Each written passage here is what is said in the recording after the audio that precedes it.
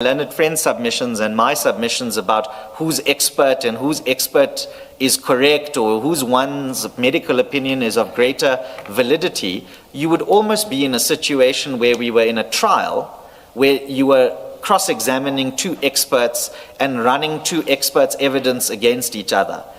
As in expert against expert, not even expert against expert in respect of Mr. Karim himself.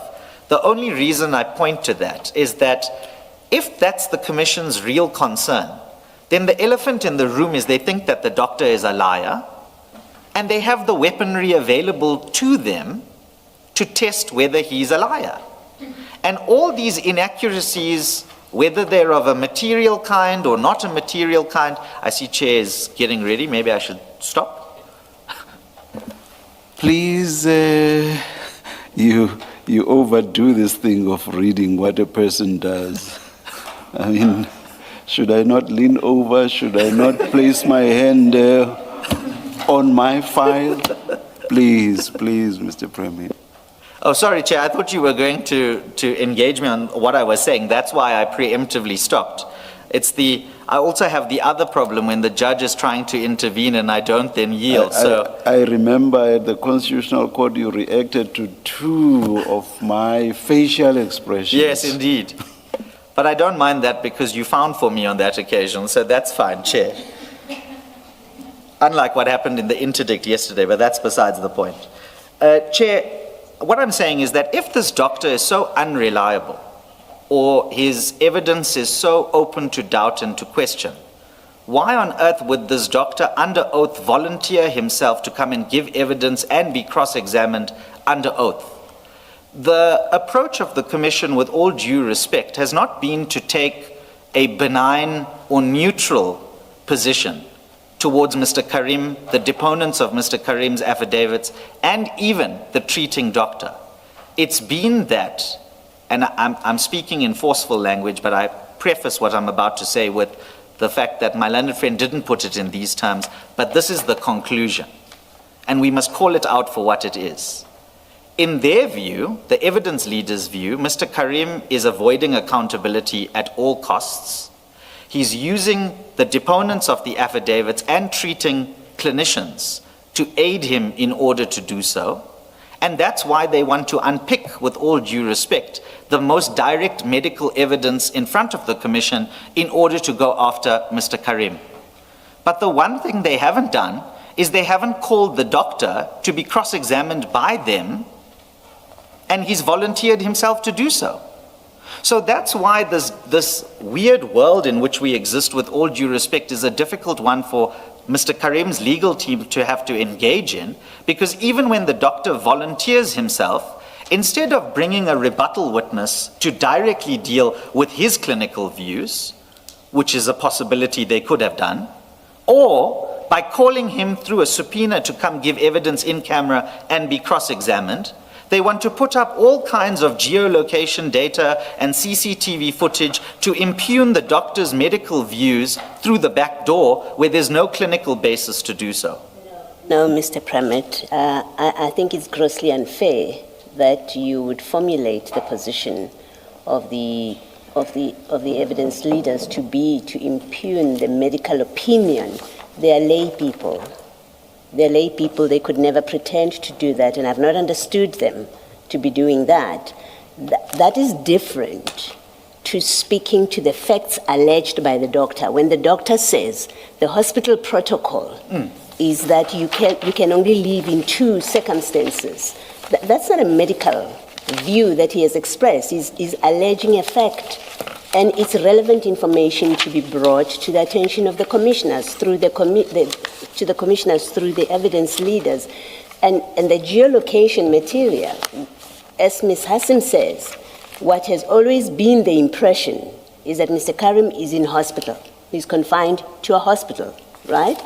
And once there was information that, in fact, he doesn't spend all his hours in a hospital, that's relevant information to be brought to the Commission. So you have absolutely no basis to criticize the evidence leader's position as being to impugn the medical opinions of the medical conclusions and opinion of the doctor. I would be shocked if that's what they were doing.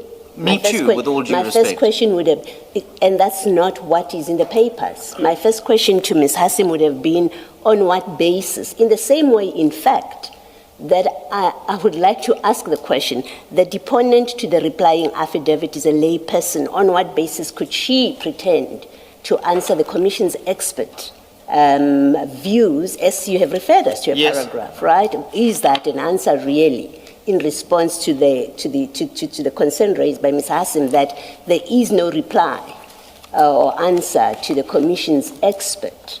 So let's not fudge things for whatever purpose, we're seeking to achieve. As I see it, or as I understand it, the simple position is this. There are certain facts that have been relied upon by the deponent to the affidavits of Mr. Karim, supported by the doctor's affidavit. All that has happened is to answer those factual or to raise issue with the facts as set out, and none of it speaks to the medical conclusions. I differ with you there. Maybe my co-commissioners agree with you, but I differ with you. I do not see that. I actually agree with Commissioner Baloyi. What the evidence leaders have done is to say Mr. Karim must be subjected to an assessment by an independent doctor. And that's exactly because they, as evidence leaders, cannot purport to contradict the Mr. Karim's doctor's opinion. That is why there's this insistence on let Mr. Karim be subjected to an assessment by,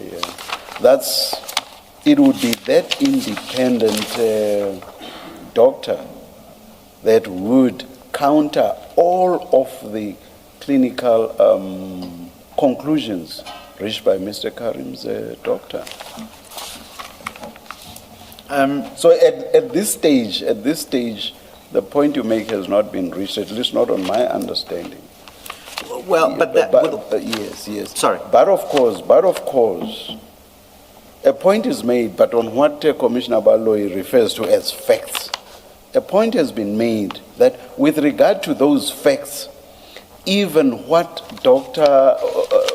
Mr. Karim's doctor says, there has been a shifting Yes. of the goalposts, even by the doctor Yes. himself. That's a factual issue, and the evidence leaders are perfectly entitled to challenge the doctor on that. I accept that, but then I would ask, my next question would be to what end and to what purpose? Because on the question of factual discrepancies, both of the deponents to the affidavit full square deal with the circumstances under which they were expected to depose to affidavits and the pressurized circumstances that they had to deal with various issues.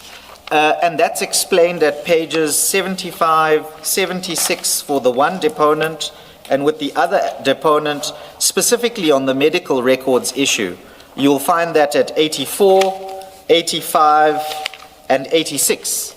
So if there's an issue about the facts, so to speak, and the conclusions or the inferences that the commissioners are being invited to make as a result of these so-called inaccuracies, there's actually an explanation. They are not so-called. They are inaccuracies, and Mr. Karim's case, as we sit here, actually accepts those, that they are in fact inaccuracies. Hence the shifting of goalposts. So they are not so-called.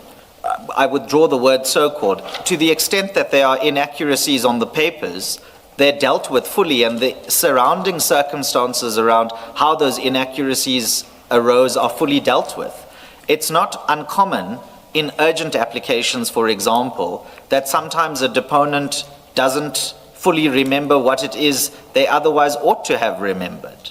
And it's only when they are advised of something in an answering affidavit that then in the reply they give the fuller account and context. Because of the pressured circumstances in which they were deposing. So all I'm saying is that let's accept the inaccuracies are for what they are. It's maybe unfair is too strong a word, but it's unfortunate to draw any adverse inference by the mere fact of those inaccuracies in circumstances where there's also an attempt to explain how those inaccuracies arose. But to the extent then those inaccuracies relate to movement and what can be said about Mr. Karim's medical condition as a consequence of the facts of that movement, it's not a purely factual inquiry, because what the doctor says in terms at paginated page 44 of the papers, at paragraphs 49 and 50, is he says that the danger in analyzing the facts of those movements would potentially lead you to draw an inaccurate clinical conclusion, because the fact of those movements is not necessarily antithetical to the treatment he's receiving. In fact, in another part of the affidavit, he actually says that it might form part of the therapy process. So I accept what Commissioner Baloyi puts to me. Commissioner Baloyi rightfully says that they're not impugning his clinical diagnosis, they're just relying on these factual issues to say there's a problem here, and I'm being loose in my language. And so let's accept that there's a problem here, and then say what's the clinical opinion in respect of that so-called problem that's on the papers in front of you and not challenged. And that's what the doctor warns the commissioners from drawing an inappropriate conclusion on, that those mere facts are elevated to considerations that impugn, or not even impugn, that open to doubt the clinical diagnosis, even if that's not the direct intention of disputing those facts. And what the doctor's evidence is regarding those facts is that they are what they are, and they might be what they might be. But you can't draw in based purely on those facts. You must be very careful in what conclusion you draw, and I'll put it no higher than that. So I think that's where Commissioner Baloyi, I was dealing more with the conclusion and the conclusions to be drawn from those facts, whereas I think, Commissioner Baloyi, you were focusing on those facts themselves, and I hope I've attempted to answer you in both respects why there's a danger in the exercise that we were just going through. Yes. Oh. I thought Ms. Matlingwane had something for me. She doesn't. So that's on the issue of are we impugning or are we not impugning, and to what extent are we impugning? Just, Commissioner Baloyi, one thing that you raised, which is correct, the deponent is a layperson. What business does she have engaging with the report? If I'm not mistaken, there has or should have been a signed confirmatory affidavit from the treating doctor in respect of the content of the replying affidavit. And even if it doesn't say it in terms, I consulted with the doctor on X, Y, and Z, and he tells me, here's the response. I would ask, in a generous reading of that replying affidavit and the fact that it's confirmed by the doctor, that the so-called medical responses are medical responses from a non-medical person, but confirmed by the medical person themselves. It's not just the deponent offering her own opinion or thoughts influenced by the legal team or anybody else. So that, Commissioner Baloyi, I hope is a satisfactory response on those particular issues. Chair, I think I've dealt with everything that I need to. Might I just take an instruction, please?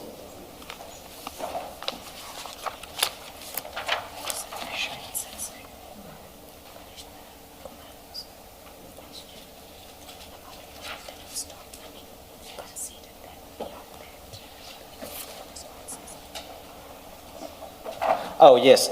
I'm indebted to Ms. Matlingwane.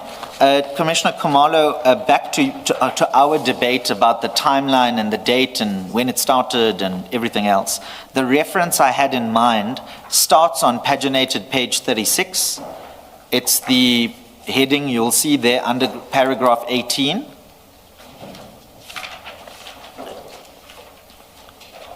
And then through you, Chair, Commissioner Khumalo, over the next page, well, it starts at the bottom at paragraph 22.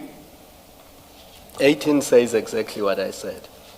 Yes, agreed. And then I'm asking you to read 22 at the bottom of that same page.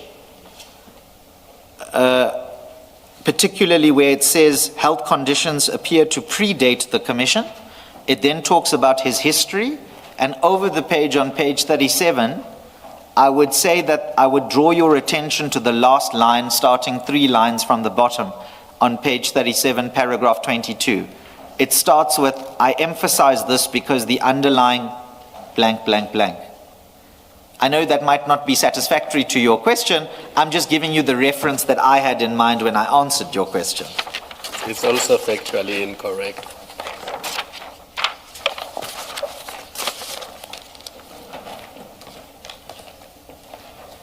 Thank you, Chair. I'm indebted. Thank you, Mr. Premier.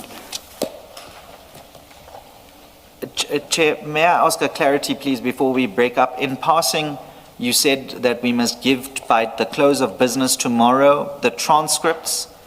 Just on your and my debate the last time on the power issue. Yes. Or lack of power, as you Yes. argued. Yeah. Yes. Yeah. Is Just it all on right that, if... Because, yeah, in the context of you talking about there having been no resistance, as I understood you, by Mr. Karim, to the possibility of voluntarily agreeing to an assessment. That's the context. Yes, yes. Is it okay if we mark the transcript? Yes, yes, yes. Okay. Please. Yeah. Thank you. Thank you to both counsel. Obviously, we can't make a ruling now, and I'm loath to give a deadline by which a ruling will be made. Let me just say, a ruling will be made on a date that will be announced by writing to Mr. Karim's attorneys and also being publicized in the manner in which our spokesperson ordinarily does. We continue on Monday, 9:30? 9:30 on Monday, yes, Chair. Yes. Let's adjourn and resume at 9:30 on Monday. Breaking news. IDAC's Andrea Johnson resignation shocks South Africa as the Madlanga Commission pushes back. South Africa has just been hit by another dramatic moment, and this one is raising even more questions than answers. The spotlight is once again on the Madlanga Commission. This time, the focus is on IDAC head Andrea Johnson. Her resignation has sent shockwaves through the country, just as the Commission continues to dig into serious allegations and controversial decisions linked to her leadership. But wait, that's not even the biggest twist. The Commission is making it clear that the work is far from over. Even as headlines continue to grow louder, the inquiry is still pressing ahead with its investigation. And that means many South Africans are now asking what happens next. Now let's rewind for a moment. Not long ago, Andrea Johnson was expected to appear before the Madlanga Commission. Instead, her appearance was delayed after her legal team said she had suffered a medical emergency and had been taken to hospital. That alone became a major talking point across the country. Then came another surprise. Justice Mbuyiseli Madlanga openly questioned the medical certificates that had been submitted. He said it did not provide enough information for the Commission to properly assess the situation and stressed that such certificates would receive closer scrutiny going forward. Now, if you have been following this story from the beginning, you already know why this matters. Several important witnesses connected to the inquiry have had their appearances delayed because of medical reasons. That has created growing pressure on the Commission to make sure every delay is properly examined while still respecting legitimate medical concerns. But here's where the story takes another turn. Hearing her testimony, Andrea Johnson was forced to withdraw one of her earlier claims regarding Brigadier Dineo Mokwele. She admitted that she had made the remark without first reviewing key documents, including qualifications and application records. She apologized before the Commission after acknowledging that the information she relied on was incomplete. That moment immediately became one of the biggest talking points from the hearings. Supporters of the Commission said it showed why detailed questioning is important. Others argued everyone deserves a fair opportunity to explain their side before conclusions are reached. That debate is still continuing. If you're finding this update helpful, don't forget to like this video and subscribe. We are following every major development so you don't miss the next big twist. Now there is another issue making headlines. Questions have also surrounded businessman Suleiman Karim, whose medical condition has been discussed during the Commission's proceedings after several postponed appearances. However, Commission member Advasesi Baloyi has dismissed claims that the Commission is trying to discredit Karim's medical condition. Instead, she said the Commission's responsibility is simply to verify information placed before it so that the inquiry can continue fairly and transparently. That statement is important because it changes the conversation. The Commission says its goal is not to attack anyone personally. Its goal is to establish facts, test evidence, and ensure that everyone appearing before it is treated according to the same standards. And that is exactly why every new development is attracting so much attention. The pressure continues to build, questions continue to grow, and every witness who appears before the Commission could reveal another important piece of the puzzle. But here's the real question. Will these latest developments strengthen confidence in the Commission's work, or will they raise even more questions about what still remains hidden? Drop your thoughts in the comments below, because this story is clearly far from over. Now, as the hearings continue, one thing is becoming very clear. Every witness who steps into that hearing room is facing detailed questions. The Commission is taking its time with every answer, every document, and every statement. Nothing appears to be rushed. That is why the resignation of Andrea Johnson has added even more attention to these proceedings. Many South Africans are now asking whether her departure will affect the pace of the investigation, or whether the Commission will simply move forward with the evidence already before it. But here's another interesting twist.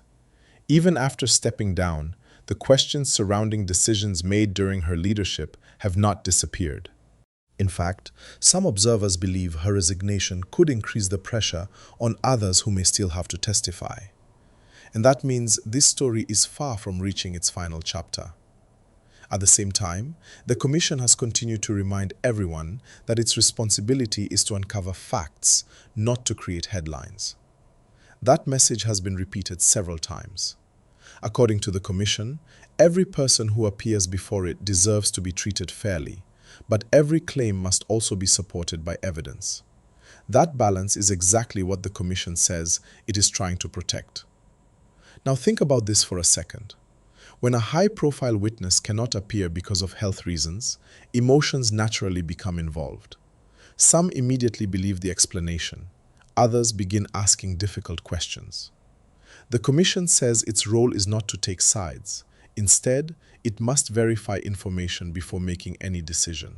That is why Commissioner Baloyi strongly rejected suggestions that the Commission was trying to question or disrespect Suleiman Karim's medical condition. She explained that verifying medical information is part of ensuring that the inquiry remains fair to everyone involved. That statement has become one of the most discussed moments from the recent hearings.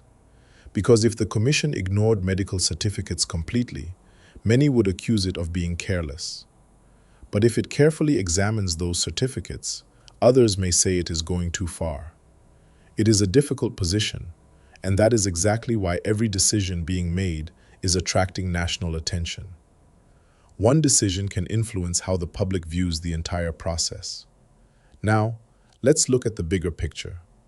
The Madlanga Commission was established to examine serious allegations and hear evidence from various witnesses connected to matters under investigation.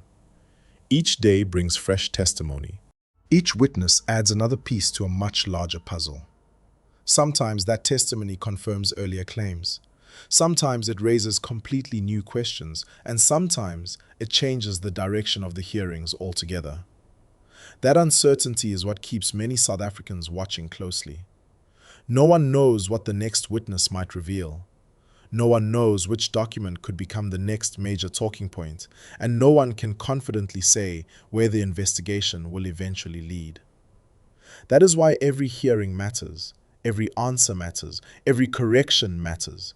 Even a single sentence can completely change how the public understands the story. If you've been following this case from the beginning, now is the perfect time to subscribe and turn on notifications, because the next hearing could bring another major development that everyone will be discussing. Now, here's something worth paying attention to. The Commission has repeatedly encouraged witnesses to cooperate fully. It believes that open testimony and verified evidence are the best way to help South Africans understand exactly what happened. Whether those witnesses support previous claims or challenge them, the Commission says every version deserves to be heard before conclusions are reached. That approach is likely to shape the rest of the hearings. As more witnesses are expected to appear, expectations continue to rise.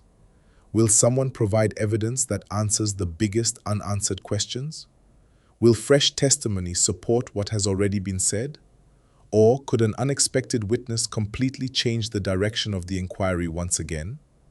Those are the questions many viewers are waiting to have answered.